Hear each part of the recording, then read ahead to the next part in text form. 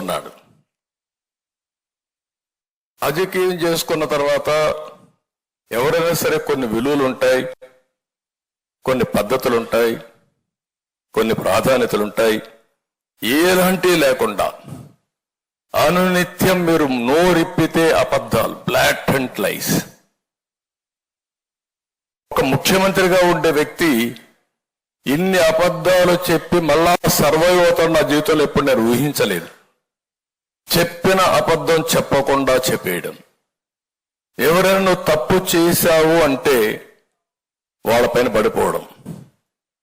ఇంకా పోలీసులు వచ్చేస్తారు, తప్పుడు కేసులు పెడతారు. వీళ్ళు ప్రభుత్వం తరపున బ్రహ్మాండమైన అడ్వకేట్లు పెడతారు. మన సొంత డబ్బులు పెట్టుకోవాలి. దీంతో రాష్ట్రం మొత్తం మీరు చూస్తే భయంకరమైన వాతావరణం ఫేస్ చేశాం. ఈరోజు కొంతమందికి నేను సీట్లు ఇవ్వలేకపోయి ఉండొచ్చు. వాళ్ళు చేసిన త్యాగం నా జీవితంలో ఎప్పుడూ మర్చిపోలేను. నా కళ్ళ ముందర కనపడుస్తున్నాయి. జైలుకు పోయారు, చాలా సఫర్ అయ్యారు, మానసికంగా క్షోభ అనుభవించారు, శారీరకంగా సఫర్ అయ్యారు. ఇవన్నీ ఎందుకు చేశారంటే నమ్మిన సిద్ధాంతం కోసం చేశారు. ఈరోజు మీరు కొన్ని ఎగ్జాంపుల్స్ మీకు చెప్తే ఎంత దారుణంగా ఉంటాయో ఒకసారి చూస్తే, ప్రతి ఒక్కటి ఫేక్ ప్రచారం. ఇప్పటి నుంచి ఎన్ని ప్రచారాలు చేస్తారు నాకైతే తెలియదు.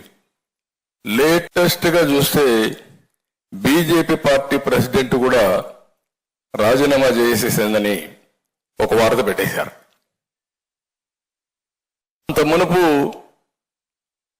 తెలుగుదేశం పార్టీ ఎన్డీఏలో ఉండడం, ఇది తాత్కాలికమైన పొత్తు,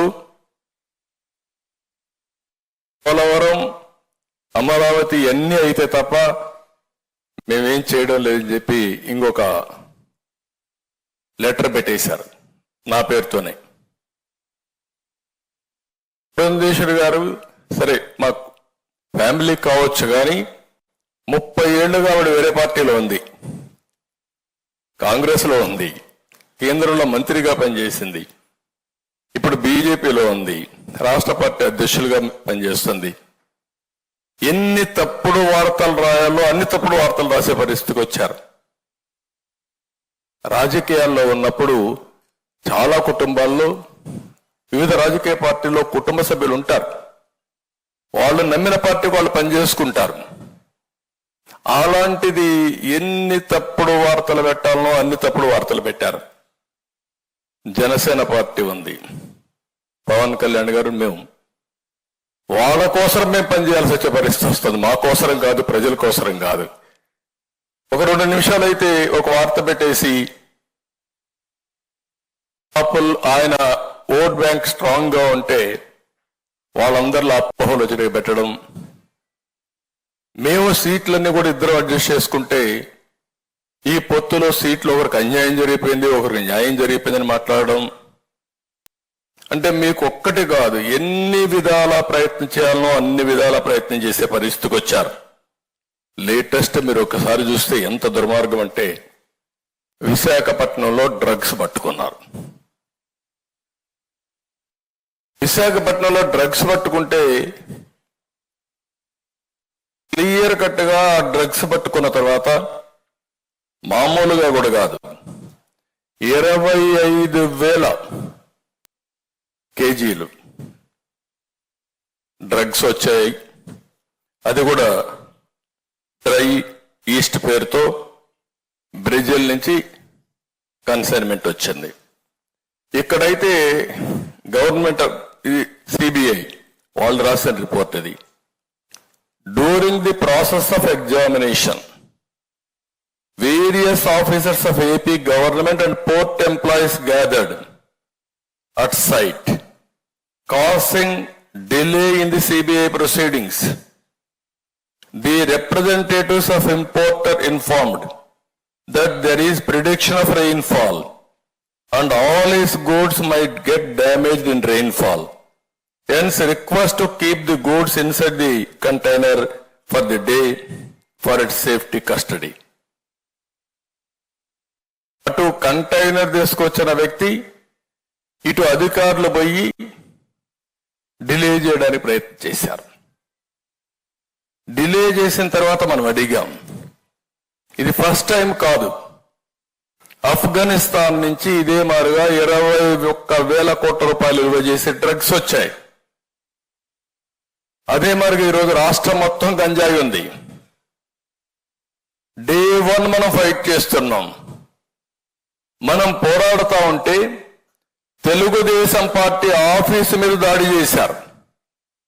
నేను 2 రోజులు 48 అవర్స్ ఫాస్టింగ్ చేశాను. మన మీద దాడి చేస్తే మనం ఇచ్చిన కేసు తీసుకోలేదు. మన ఆఫీసుకు వచ్చి డీజీపీ ఆఫీస్ ఎంత దూరం గట్టిగా అరిస్తే డీజీపీకి వినపడొస్తుంది. అక్కడి నుంచి ఆఫీసును దాడి చేసి వీళ్ళు హ్యాపీగా వెళ్ళిపోయే పరిస్థితి వచ్చారు. తర్వాత మన సీసీటీవీ కెమెరాల్లో ఉండే ఇన్ఫర్మేషన్ మనం వాళ్ళకి ఇచ్చి యాక్షన్ తీసుకోమని కేసిస్తే తిరిగి మన మీద కేసులు పెట్టి మన వాళ్ళు వేధించారు తప్ప వాళ్ళపైన యాక్షన్ తీసుకోలేదు. దానిపైన నేను ఢిల్లీకి వెళ్ళి హోమ్ మినిస్టర్ గారికి వాళ్ళ నేషనల్ లెవెల్లో ప్రెస్ కాన్ఫరెన్స్ పెట్టాం. హోమ్ మినిస్టర్ పంపించాం, అందరికి పంపించాం, అయినా యాక్షన్ తీసుకోలేదు. ఇన్ని రోజులుగా మీరు ఒక్కసారి ఆలోచిస్తే 5 సంవత్సరాల్లో ఒక్కసారి ముఖ్యమంత్రి గంజాయి పైన కానీ డ్రగ్స్ పైన కానీ సమీక్ష చేసిన దాఖలాలు లేవు. ఆ రోజు చాలా స్పష్టంగా చెప్పాం, ముద్రా పోర్ట్ నుంచి వచ్చింది, విజయవాడ కన్సైన్మెంట్ వచ్చింది, మీ ఎమ్మెల్యే కాకినాడ ఎమ్మెల్యే ఇన్వాల్వ్మెంట్ ఉంది, వీళ్ళందరూ కలిసి చేస్తున్నారు అని ఆ రోజు చెప్పిన తర్వాత ఇంతవరకు ఆ కేసు ఏం చేశారో దాఖలాలు ఉన్నాయని అడుగుతున్నాం. ఇది జవాబుదారీతనం ఉండాల్సిన అవసరం ఉందా లేదని అడుగుతున్నా ఈ ముఖ్యమంత్రిని. సమాధానం చెప్పమంటున్నాం. నిన్న ఏదైతే విశాఖపట్నంలో జరిగితే మీరు ఆ ఫోటో చూస్తే వాళ్ళ పార్టీ వ్యక్తి ఫోటో ఏంటి,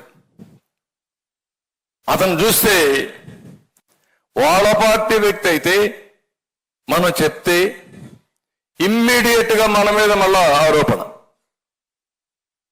అంటే ఎంత దుర్మార్గం అంటే ఆ ఫోటో మీరు చూడండి. కోనం వీరభద్రరావు, కోనం కృష్ణకుమారి, భోగి సంక్రాంతి కనుమ శుభాకాంక్షలు. ఎవరు ఫోటో పెట్టారు? రాజశేఖర రెడ్డి ఫోటో, జగన్మోహన్ రెడ్డి ఫోటో, ఈ పక్క వాళ్ళందరి నాయకుల ఫోటోలు. ఇవన్నీ పెట్టి మొత్తం మీరు ఒకసారి చూస్తే అదే సమయంలో బ్రెజిల్ ప్రెసిడెంట్ తో ఆయన అవుతానే విజయసాయి రెడ్డి ఒక ట్వీట్. వీళ్ళు ఎక్కడికి వచ్చారో నాకైతే అర్థం కావడం లేదు. ఇప్పుడు కంటైన్మెంట్ ఎక్కడి నుంచి స్టార్ట్ అయ్యింది? బ్రెజిల్ నుంచి స్టార్ట్ అయ్యింది. బ్రెజిల్ నుంచి స్టార్ట్ అయ్యింది. వైఎస్ఆర్ కాంగ్రెస్ నాయకుడు ఈ స్టేట్మెంట్ చూడండి, క్లియర్ గా congratulations to Luiz Inacio Lula da Silva on being elected as the new president of Brazil, hoping that the new government will strengthen democracy in the country and put an end to years of decisive administration. Brazil president తో connection ఉంది. గొప్ప నాయకుడు కదా ఆయన, ప్రధానమంత్రి స్థాయి వ్యక్తి ఇతను కాదు, ఇంటర్నేషనల్ మాఫియా. అదే వీళ్ళు చేసే పని. ఆయన స్టేట్మెంట్ ఇస్తాడు, నాకు పురంధేశ్వరి రిలేటివ్ అంట, నాకు సంబంధాలంట.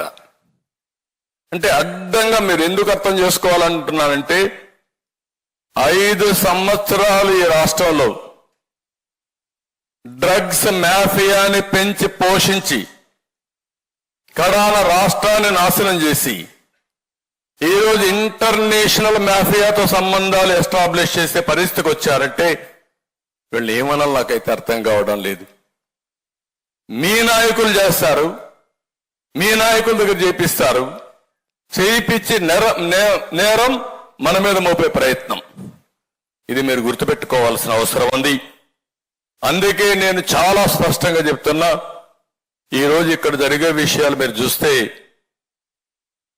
ఈ రాష్ట్రంలో వచ్చే డబ్బులంతా ఇంటర్నేషనల్కి వెళ్ళిపోతున్నాయి, విదేశాలకు వెళ్ళిపోతున్నాయి హవాలా రూట్లో.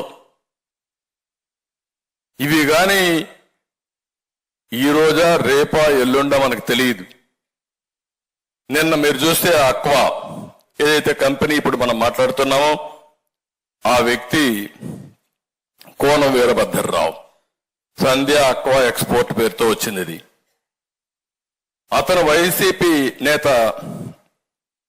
పోన్ చంద్రరావుకి సోదరుడు. వీళ్ళందరూ కలిసి బలవంతంగా చేశారా, ఏం చేశారు నాకు తెలియదు. ఈరోజు మార్నింగ్ ఒక న్యూస్ చూస్తా ఉంటే అనిపించింది, ఢిల్లీలో జరిగిన లిక్కర్ స్కామ్ లో కూడా వీళ్ళు ఉన్నారని. అది వాస్తవం లేదా సిబిఐ తేల్చాలి. అంటే ఏ విధంగా పోతున్నారు. ఇంకొక పక్క మీరు చూస్తే ఎంత బరిదెగిచ్చారనేదానికి ఒక ఎగ్జాంపుల్ మొన్నే చాలా బాధ కలిగింది. ఏపీపీఎస్సి 2019లో టెండర్లు పిలిచి నేను నోటిఫికేషన్ ఇచ్చా. దాంట్లో డిప్యూటీ కలెక్టర్స్ అండ్ ఆల్సో డిఎస్పీల పోస్టుల కోసం అవన్నీ కూడా ప్రాసెస్ చేస్తే మామూలుగా ఇవన్నీ కూడా కంప్యూటర్తో కరెక్ట్ చేయకూడదు, మాన్యువల్ గా చేయాలి.